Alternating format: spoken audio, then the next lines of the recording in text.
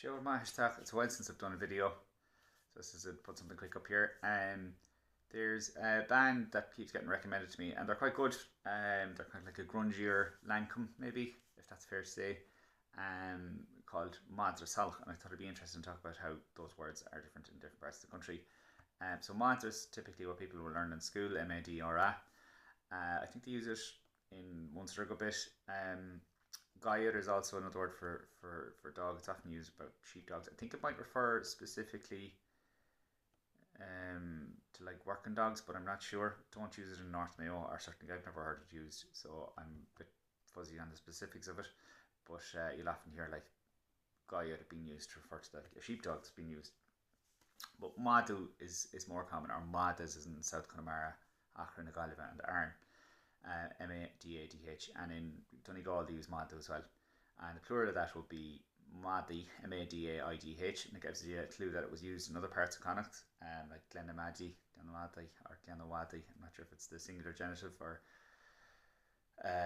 if the plural genitive was also Madi. In my mind, it should be Glenamadu, but and you hear it in Corrawadi or Cornamadi. I think in Loganim it was Cornamadi, but which doesn't make a lot of sense to me. But Corrawadi would make sense to me. But that's in Athlone. And for this purposes of my intentions, Athlone is in Connacht, right? And then the word Salach, which so Mad Salach translates to dirty dog.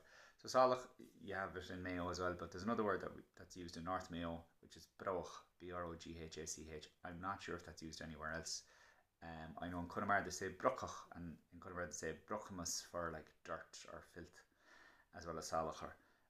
In North Mayo they say Broil, Broghai Fadael, Broil. It's anyway, coming back to Glenamadi, I want to give a shout out to Lorcan, who sent me on